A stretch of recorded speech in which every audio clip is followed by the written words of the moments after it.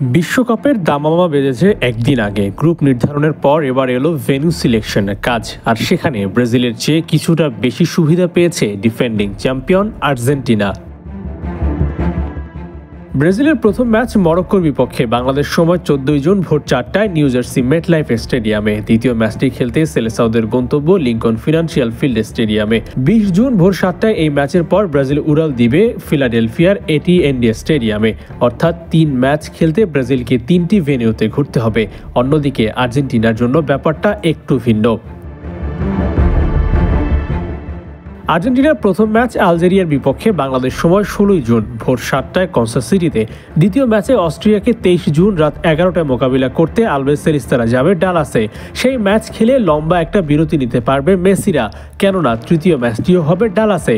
জর্ডানের বিপক্ষে 28 জুন সকাল 8টায় আর্জেন্টিনা মাঠে নামবে, আর সেখানেই ব্রাজিলের থেকে বেশি সুবিধা পেয়েছে আর্জেন্টিনা।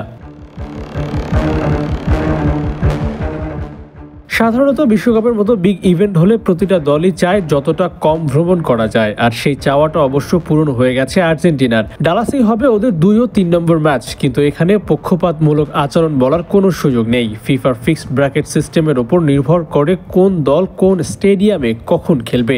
তাই ব্রাজিলকে রেখে আর্জেন্টিনাকে আলাদা সুবিধা দিয়েছে ফিফা, এমনটা ভাবার কোনো সুযোগ নাই। গ্রুপ সিতে ব্রাজিল মরক্কোর মতো কঠিন প্রতিপক্ষের মোকাবিলা করবে ওরা। কিছুটা সহজ প্রতিপক্ষ পেয়েছে আর্জেন্টিনা। আলজেরিয়া, অস্ট্রিয়া, জর্ডানের মতো দলের বিপক্ষে খেলবে। না চাইতেও গ্রুপ অনুযায়ী আর্জেন্টিনা যেমন সুবিধা পেয়েছে, তেমনি ভেন্যু নির্ধারিতও পেয়েছে। এবার দেখার পালা দুই দিকে সুযোগ পাওয়া আর্জেন্টিনা বিশ্বকাপে কেমন করে। সেই সাথে ব্রাজিলের দিকেও ভক্তদের থাকবে নজর। চাপকে বুড়ো আঙুল দেখিয়ে শিরোপা জিততে পারবে তো ওরা। আবু নাইম, ৭১।